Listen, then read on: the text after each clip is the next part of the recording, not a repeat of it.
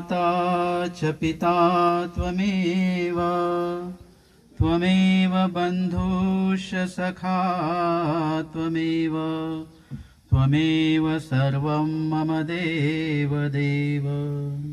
सर्वज्ञ श्री चक्रधर स्वामी की जय। श्रीकृष्ण मंदिर वडगाव पीर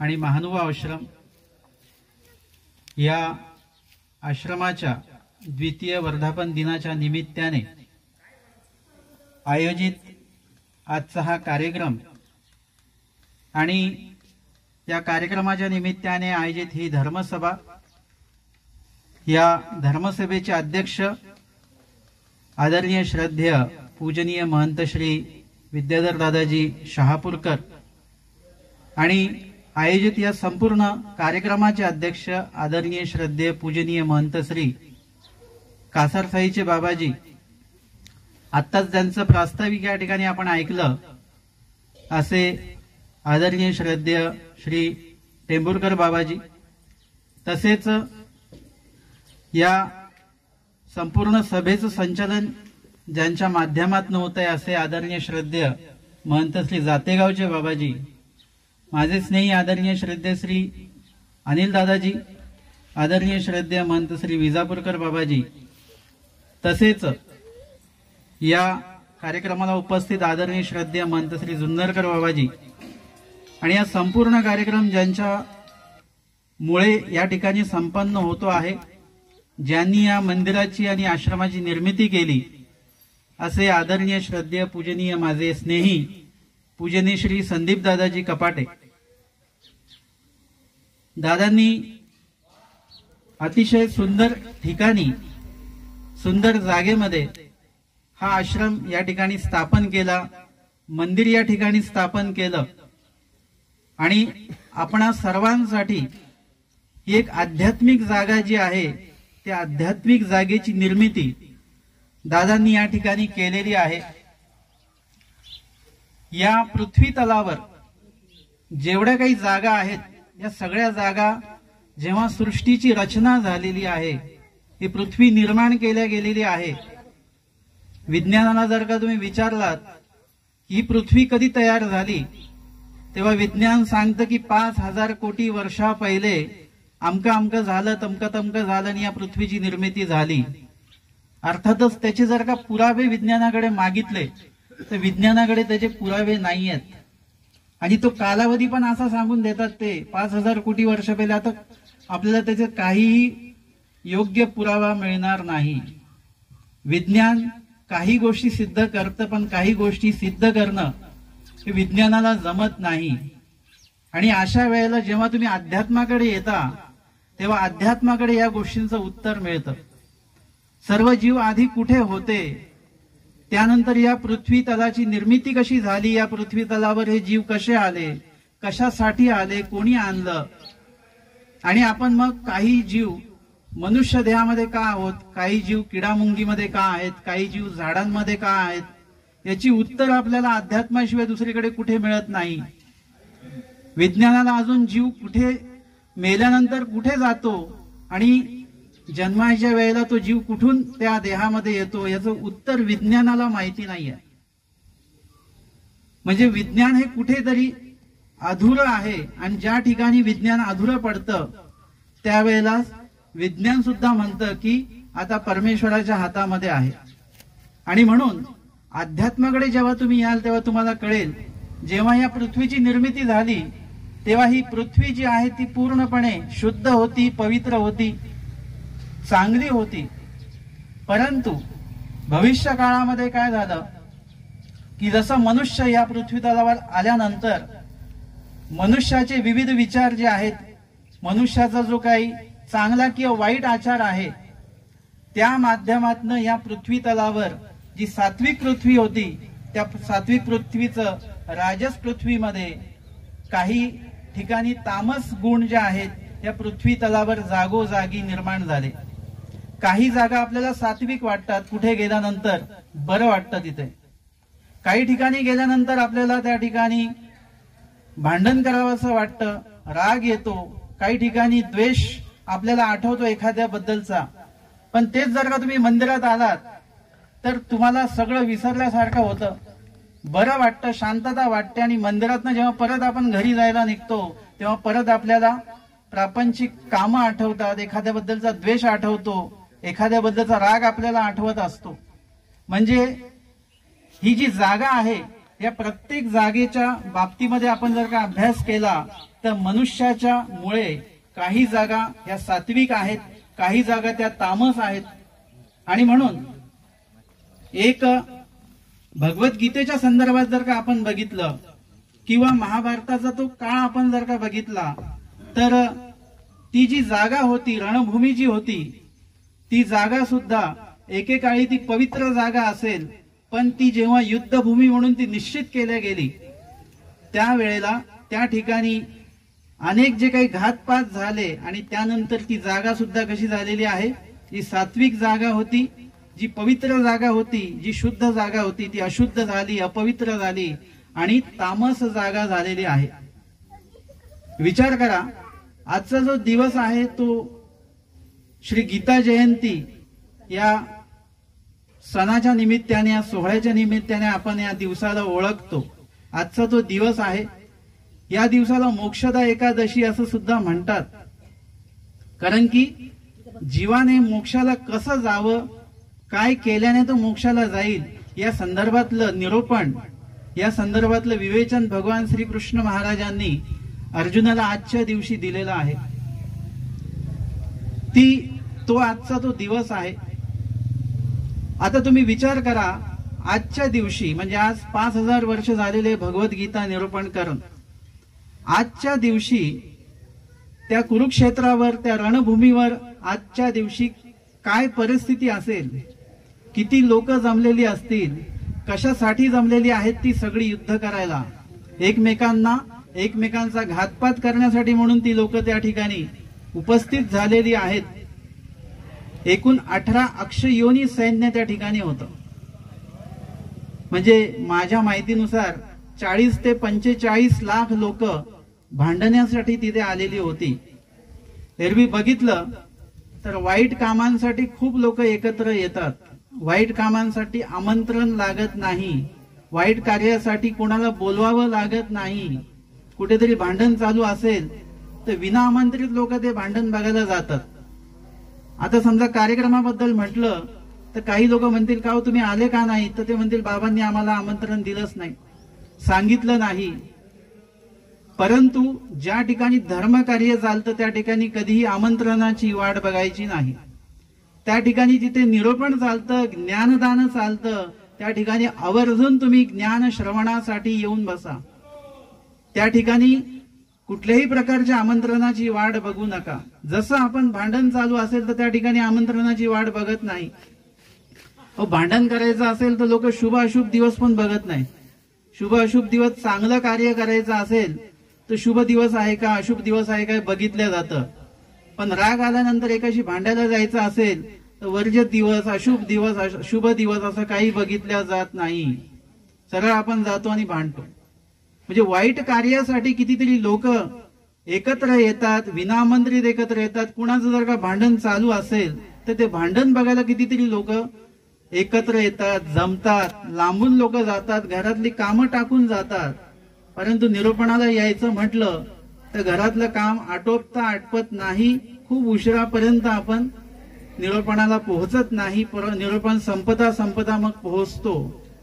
मुळात म्हणजे आजचा जो दिवस आहे, आजच्या दिवसाला अनेक लोक, बाबांनी सांगितलं मगाशी, अनेक लोक उपस्थित होती त्या रणांगणामध्ये. परंतु भगवंतानी भगवद्गीता फक्त अर्जुनासाठी सांगितली आणि ती कळली सुद्धा फक्त अर्जुनालाच. बाकीच्यांना कुणाला ती भगवद्गीता नाही कळली. सांगितलं जातं की 45 मिनिटांमध्ये भगवद्गीतेचं निरूपण मोकळ्या शब्दांमध्ये कृष्ण महाराजांनी ते केलेलं आहे. अर्जुनाने एक एक शंका त्या दिवशी विचारलेल्या आहेत, एक एक प्रश्न विचारलेले आहेत. आजच्या काळामध्ये आम्ही गुगलला प्रश्न विचारतो की नाही? काही प्रश्न पडला की गुगलला सर्च केलं जातं आणि त्याचं उत्तर आपल्याला मिळतं. पण लक्षात घ्या, ते उत्तर खरंच असतं असं नाही. आता मगाशीच आम्ही येताना असं झालं ते कृष्ण मंदिराची पाटी दिसली आम्हाला, पण गुगल मॅप लावलेलं होतं, त्यांनी तिकडून रस्ता दाखवला, आम्ही इकडून आलोय असं. आता जर का त्यांनी योग्य मार्ग सांगितला असता तर आम्ही इथूनच आलो असं. हे जवळच होतं, इथून रस्ता जवळच आहे. म्हणजे प्रत्येक वेळी गुगल तुम्हाला खरं सांगेलच असं काही नाही, योग्य सांगेलच असं काही नाही. परंतु त्यावेळेला कृष्ण महाराजांना अर्जुनाने जे प्रश्न विचारलेले आहेत आणि तो अर्जुनाची स्थिती कशी आहे, एकदम अर्जुन चिंताग्रस्त आहे, अर्जुन काळजीमध्ये पडलेला आहे की या ठिकाणी तर सर्वजण ज्यांच्याशी मला युद्ध करायचं आहे ते समोर जेव्हा बघितलं त्यांना, त्यावेळेला त्यांच्या लक्षात आलं की इथे सर्वच तर माझे नातलग आहेत, माझे गुरुजन वर्ग आहेत, माझे ज्येष्ठ आहेत, माझ्या घरातलेच सगळे लोक आहेत आणि घरातल्याच लोकांशी भांडायचं आहे आणि ते सुद्धा संपत्तीसाठीच. आणि दुर्दैवाची गोष्ट अशी आहे की संपत्तीसाठी खूप कमी वेळा आपण दुसऱ्यांशी भांडतो, खूप वेळा आपण आपल्याशीच आपल्याच लोकांशी आपल्याला भांडावं लागतं. ही परंपरा काय आत्ताची नाही आहे. महाभारतामध्ये सुद्धा आम्हाला हे बघायला मिळालेलं आहे, रामायणामध्ये सुद्धा आम्हाला हेच बघायला मिळालेलं आहे. संपत्तीचा विषय आहे तो आज गायतपर्यंत इथपर्यंत चालत आलेला आहे, चालतच आहे तो. आणि त्यावेळेला जेव्हा अर्जुनाला युद्धाला तर तो तयार झालेला आहे, मुळात म्हणजे युद्ध होऊ नये म्हणून कृष्ण महाराजांनी अनेक प्रयत्न केलेले आहेत. कौरवांना समजवलेलं आहे, दुर्योधनाला समजवलेलं आहे, युधिष्ठिराला समजवलेलं आहे, स्वतः कृष्ण महाराज शिष्टाईसाठी गेलेले आहेत. परंतु दुर्योधन जो असा व्यक्ती आहे तो तामस व्यक्ती आहे आणि तो तामस व्यक्ती असल्यामुळे तो कुणाचंही ऐकत नाही. रागीट व्यक्ती असतो, त्याला कुणाचंही ऐकून घ्यायचं नसतं. त्याला असं वाटतं की मी कुणाचं ऐकावं म्हणजे मी कमीपणा घ्यावा, मी का कमीपणा घ्यायचा, मी का त्याच्या अधीन राहायचं. खूप वेळा असं होतं की आपल्याला राग येतो आणि कधी कधी आपल्याला लक्षातही येतं की आपण जे करतो आहोत, आपण जे बोलतो आहोत ते अयोग्य आहे, परंतु तरी सुद्धा आपण ते योग्य करून घेत नाही. ते आपण अयोग्य जे आहे ते अयोग्यच कार्य करतो. वाईट होणार असतं तर वाईटच करतो, नुकसान होणार आहे तर आपण नुकसानच करत असतो. आपण याकडे लक्ष देत नाही की आपण रागामध्ये हे करतो आहे, अयोग्य आपण करतो आहे, आपल्याला चांगलंही करता येईल असं लक्षात येऊन सुद्धा आपण चांगलं करत नाही.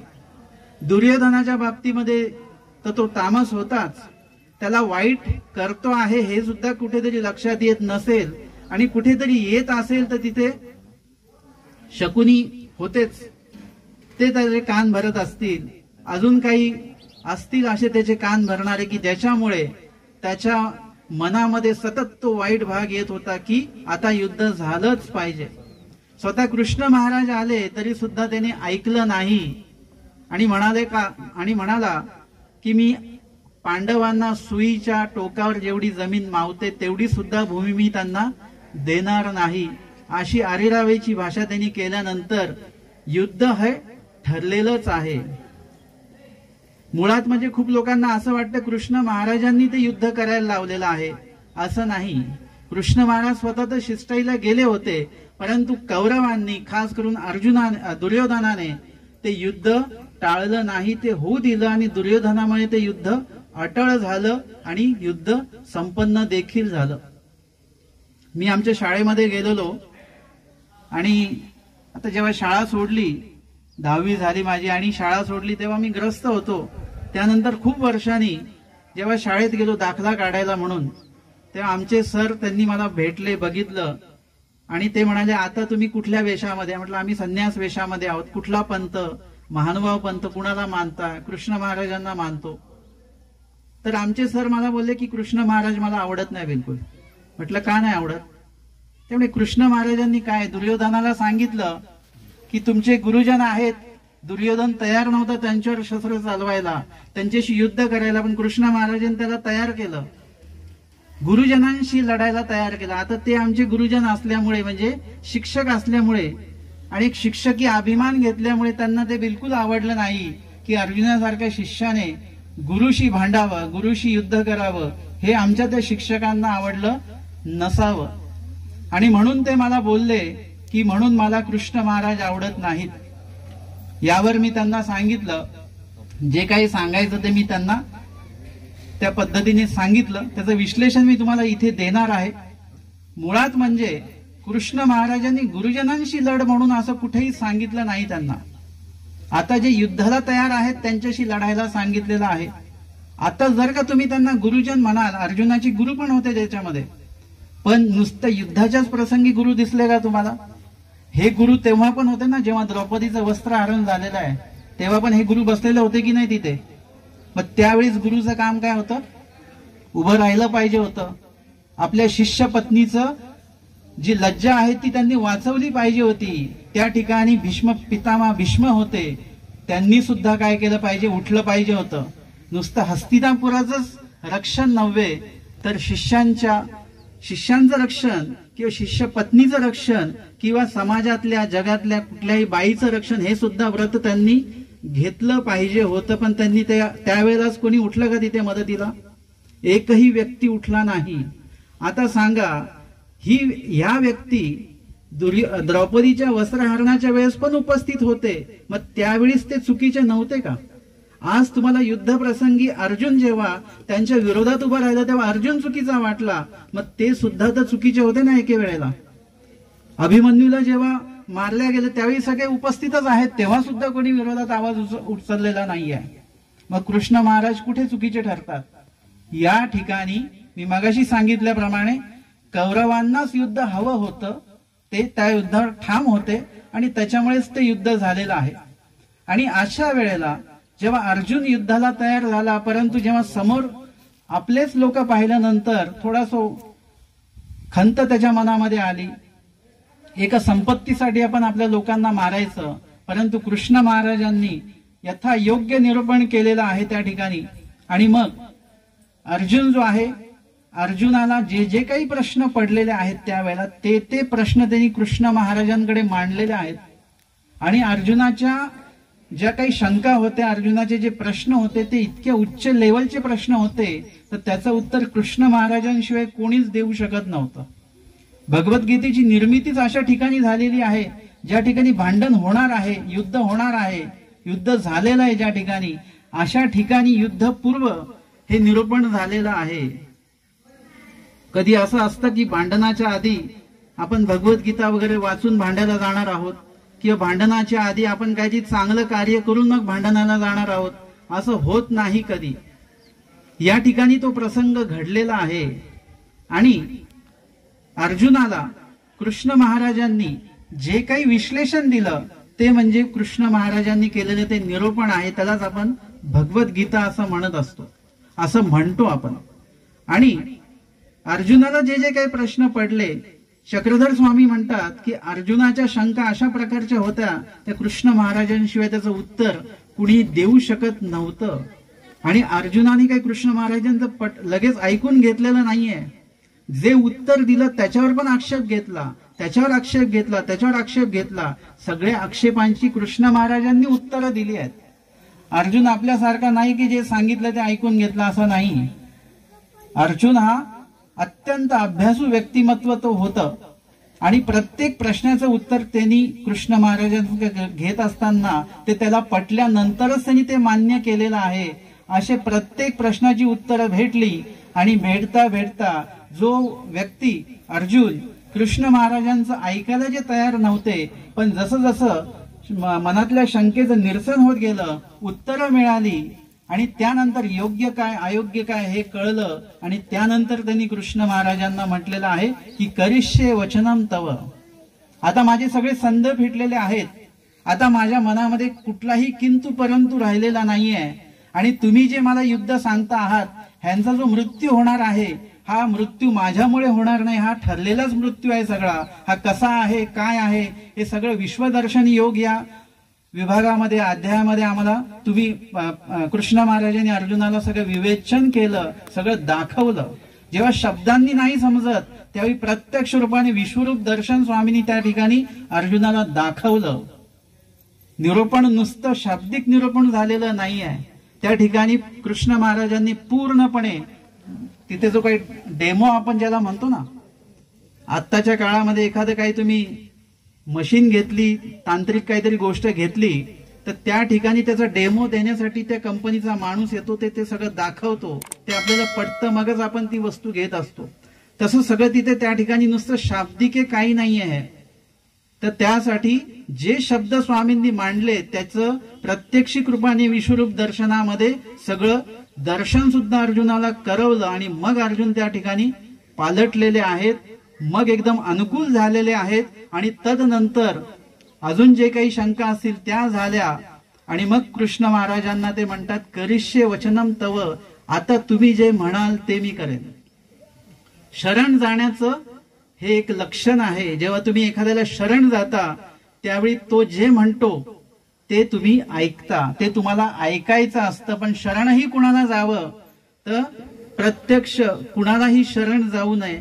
तर पूर्णपणे ती व्यक्ती योग्य आहे की नाही आहे याचं पूर्ण प्रमाण आपल्याला मिळालं पाहिजे, याचं सगळं विश्लेषण आपल्याला मिळालं पाहिजे. आणि ते सगळं मिळाल्यानंतर, ते सगळं पटल्यानंतरच आपण एखाद्याला शरण जावं.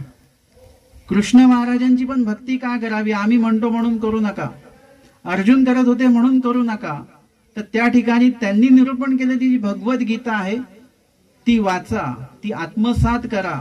भगवद्गीता नुसती पाठांतर करू नका. खूप लोक भेटतात, आमचं भगवद्गीता पाठांतर आहे. पाठ असेल, अर्थपाठ आहेत का? अर्थपाठ नाही. मग नुसते श्लोक पाठ असून उपयोग नाही. श्लोक पाठ करावेच, पण अर्थासकट श्लोक पाठ असले पाहिजेत. एक जण होते, त्यांनी भगवद्गीता जी आहे ते डोक्यावर ठेवून ते नाचले. ते म्हणाले, भगवद्गीता नुसती वाचण्यासाठी नाही, ती डोक्यावर घेऊन नाचण्यासाठी सुद्धा आहे. पण नुसतं भगवद्गीता डोक्यावर घेऊन नाचण्यास काय अर्थ आहे? ती भगवद्गीता ही मुळात म्हणजे आत्मसात झाली पाहिजे. भगवद्गीतेतले एक एक श्लोक काय सांगितलेले आहेत. एक जण भेटले, त्यांनी सांगितलं, आम्ही रोज भक्ती योग अध्याय वाचतो, 12वा अध्याय रोज वाचतो. म्हटलं, का वाचता? ते म्हणाले की आम्ही कोणाला तरी प्रश्न केला की आमच्यामध्ये भक्ती निर्माण झाली पाहिजे, देवाची भक्ती आम्ही केली पाहिजे, म्हणून काय केलं पाहिजे? तर त्यांनी सांगितलं 12वा अध्याय वाचा. म्हणून त्या दिवसापासून रोज 12वा अध्याय आम्ही वाचतो. म्हटलं, मग किती भक्ती वाढली तुमची? आता त्याचं उत्तर त्यांच्याकडे नव्हतं, कारण ते फक्त श्लोक वाचून काढत होते, अर्थ त्यांना माहिती नव्हता. मी म्हटलं, नुसते श्लोक वाचू नका, तर अर्थात सकट श्लोक वाचा. भक्तियोग त्यांनी का वाचायला सांगितलं तुम्हाला? नुसता भक्तियोग वाचून तुमच्यामध्ये भक्ती निर्माण होणार नाही. म्हणजे हे असं झालं की एक डायटिंगचं पुस्तक आहे, वजन कमी कसं करायचं याची पुस्तकं आता भरपूर निघालेली आहेत आणि वजनही लोकांचं भरपूर वाढलेलं आहे. मग सगळेजण काय करतायत? आता वजन कमी करण्याच्या मागे लागलेले आहेत. तुम्हाला जर का मी एखादं वजन कमी करायचं म्हणून जर का पुस्तक दिलं, त्या पुस्तकाचं रोज पारायण तुम्ही केलं तर त्याच्याने तुमचं वजन कमी होईल का? नाही होणार. तुम्हाला काय करावं लागेल? ते पुस्तक वाचत असताना त्याच्यामध्ये जे काही मुद्दे दिलेले आहेत, जे काही वजन कमी करण्याचे जे काही उपाय दिलेले आहेत, ते उपाय तुम्हाला करावे लागतील. चालावं लागेल, व्यायाम करावा लागेल, खाण्यापिण्यावर नियंत्रण करावं लागेल. हे सगळ्या गोष्टी तुम्हाला कराव्या लागतील. तेव्हा जाऊन कुठेतरी 1, 2, 3 महिन्याने तुमचं वजन कमी होईल. तसंच आहे की नुसती भगवद्गीता वाचून तुमच्यामध्ये कुठलाही बदल होणार नाही. तर भगवद्गीता जेव्हा तुम्ही अर्थात सकट वाचाल, भगवद्गीता जेव्हा तुम्ही आत्मसात कराल, भगवद्गीता जेव्हा तुम्ही जगाल, त्यावेळेला तुमच्यामध्ये बदल व्हायला लागेल. त्यांना मी सांगितलं, भक्तियोगामध्ये भक्ताचं लक्षण सांगितलेलं आहे. भक्त कसा असला पाहिजे, भक्त कसा वागला पाहिजे, भक्ताचं आचरण काय आहे, भक्ताचं लक्षण काय आहे, हे त्या भक्तियोगामध्ये सांगितलेलं आहे.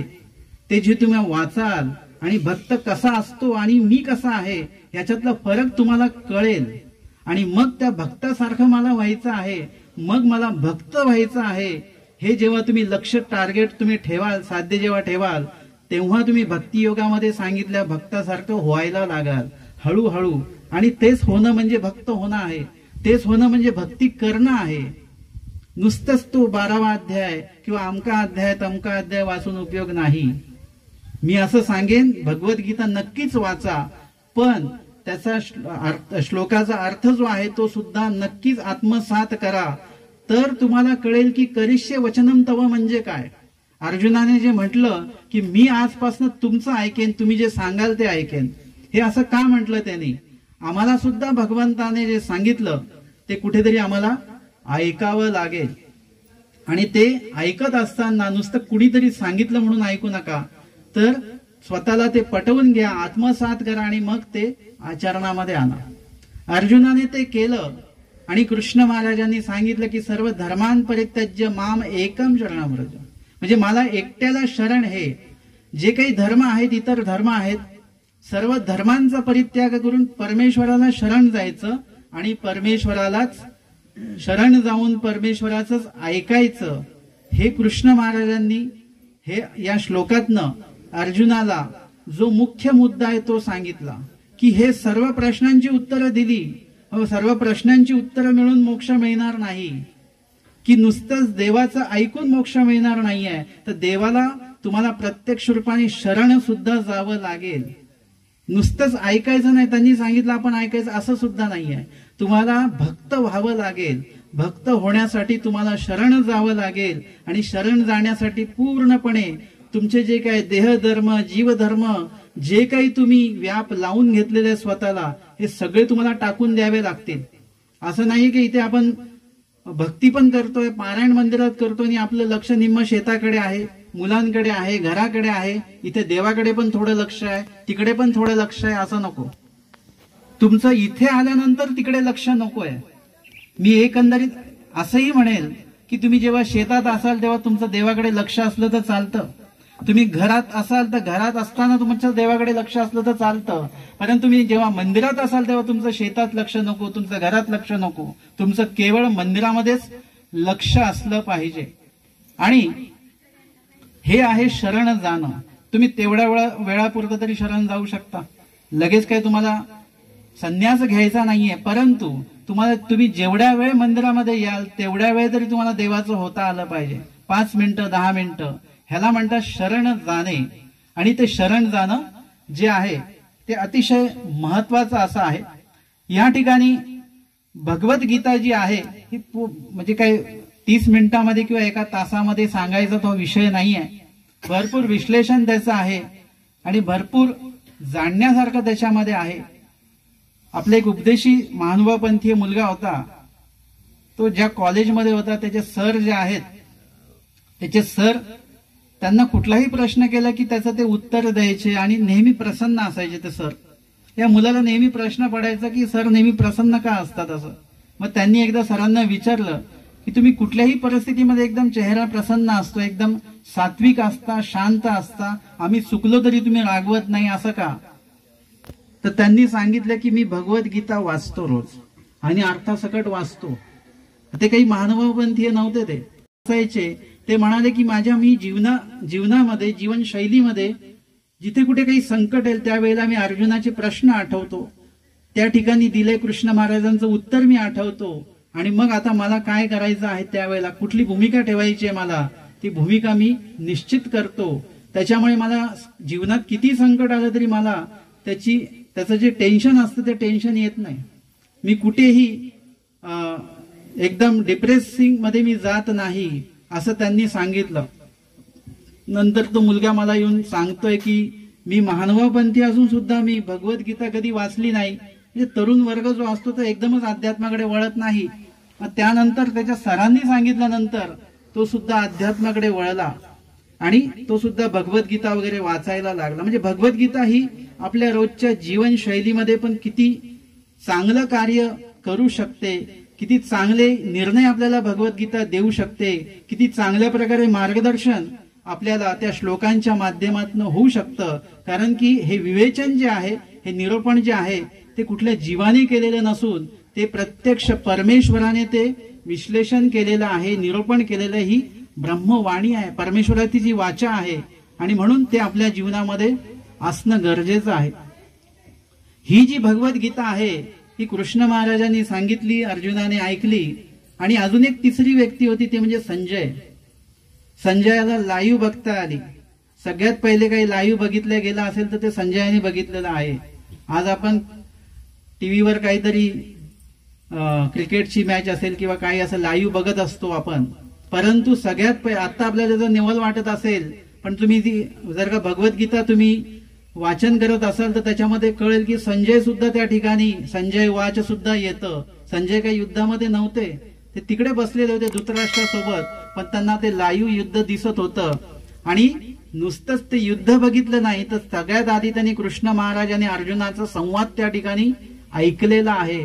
तो संवाद ऐकत असताना धृतराष्ट्र मध्ये मध्ये विचारतात काय चाललंय काय चाललंय. तेव्हा शेवटच्या टप्प्यामध्ये संजयाने सांगितलं की सध्या परिस्थिती अशी आहे की ज्या विभागाला कृष्ण महाराज आणि अर्जुन देव आहेत त्या गटाचं विजय होणार आहे, मला स्पष्ट दिसतं आहे. ते सगळं जे विश्लेषण आहे ते संजयाने ऐकलं आणि धृतराष्ट्राने संजयाने ते बघितलं ऐकलं आणि ते सर्व धृतराष्ट्राला त्या ठिकाणी सांगितलेलं आहे. मुळात म्हणजे भगवद्गीतेचा पहिला श्लोक जो आहे तो धृतराष्ट्र उवाचा असा आहे. एक अंध व्यक्तीच्या श्लोकाच्या माध्यमातून गीतेच्या अध्यायाचं उद्घाटन केलं गेलेलं आहे. जो श्लोक आहे ज्यांनी म्हटलाय तो व्यक्ती कोण आहे? धृतराष्ट्र आहे. तो आंधळा आहे. मुळात म्हणजे पहिला श्लोक श्री भगवान वाचा असा पाहिजे होता, परंतु तसा नाही आहे. तो आंधळ्या व्यक्तीच्या मुखीचा जो श्लोक त्या ठिकाणी दिलेला आहे. का बरं? आणि शेवटचा जो श्लोक आहे तो संजयाच्या मुखी दिलेला आहे. यत्र योगेश्वर कृष्ण त्या ठिकाणी सांगितलेलं आहे त्यांनी. म्हणजे पहिला प्रश्न आहे आणि शेवट जे काही संजयाने सांगितलं ते उत्तर आहे. या दोन्ही श्लोकांमध्ये जे काय आहे ती भगवद्गीता आहे. प्रश्न जो केलेला आहे या ठिकाणी काय चालू आहे आणि शेवटचा श्लोक आहे ज्या ठिकाणी कृष्ण महाराज आणि अर्जुन देव आहेत युद्ध त्यांचाच आहे, हे त्याचं उत्तर आहे. म्हणजे अंध व्यक्ती म्हणजे कोण आहे? धृतराष्ट्र. पण आत्ताच्या घडीला अंध कोण आहोत? आपण आहोत. जो अज्ञान व्यक्ती आहे तो आंधळा व्यक्ती आहे. आणि प्रश्न आंधळ्याच व्यक्तीला पडतात, अज्ञान व्यक्तीलाच पडतात. आणि कधी कधी अज्ञान व्यक्तीला पडलेल्या प्रश्नांमुळे अनेक चांगल्या प्रकारचं आध्यात्मिक मार्गदर्शनाचं निरूपण होत असतं. आता तुम्ही इथे आहात आणि तुम्ही कोणी प्रश्नच केला नाही तर इथे जे काही संत महंत मंडळी बसली ते तुम्हाला काहीच निरूपण नाही करणार. पण तुम्ही एखादा प्रश्न केला तर त्याच्यावर चांगलं विश्लेषण ते देऊ शकतात. ते म्हणतील तुम्ही विचारलंच नाही, आम्ही सांगितलंच नाही. पण तुम्ही एखादा प्रश्न विचारला तर ते चांगले निरूपण सुद्धा तुम्हाला करतील. आणि तो प्रश्न धृतराष्ट्राने विचारला आणि त्यावर संजयाने युद्धभूमीत काय सुरू आहे, कृष्ण महाराज काय सांगतात, अर्जुन देव काय विचारतात, याचं विश्लेषण त्या ठिकाणी दिलं आणि खरं उत्तर त्या ठिकाणी त्यांनी शेवटी दिलेलं आहे. ही संपूर्ण ही गीता आहे. कुठेतरी अज्ञान व्यक्तीच्या मुखीचा तो प्रश्न ऐकल्यानंतर पुढे अर्जुनाच्या बाबतीतलं अज्ञान आपण बघत गेलो आणि नंतर शेवटच्या टप्प्यामध्ये अज्ञान अर्जुन जे आहेत ते सज्ञान झाले, ज्ञान झालं, ब्रह्मज्ञान झालं, परमेश्वर काय हे कळाले आणि परमेश्वराला ते शरण गेले. तर एवढ्या मोठ्या या ग्रंथाचं जे निरूपण आहे, विवेचन आहे ते आजच्या दिवशी केल्या गेलेलं आहे. आजची ही गीता जयंती आहे आणि आजच्या या दिवसाच्या निमित्ताने हा सोहळा, तो सोहळा जो आहे 5000 वर्षा पहिले त्या युद्धभूमीवर झाला, पण त्या निमित्ताने त्या सोहळ्याचा आनंद आपल्याला या ठिकाणी सुद्धा या सभामंडपामध्ये या मंदिर प्रांगणामध्ये घेता यावा, तो आनंद घेता यावा. त्यातले 2 श्लोक 2 शब्द तरी आपल्याला कळावेत यासाठी आदरणीय संदीप दादांनी हा कार्यक्रम या ठिकाणी आयोजित केला आणि आपल्या सर्वांना आमंत्रित केलं या ठिकाणी. आणि मलाही या ठिकाणी बोलण्याची संधी दिली त्याबद्दल मी त्यांचे धन्यवाद मानतो आणि या ठिकाणी थांबतो. दंडवत प्रणाम. दंडवत हो.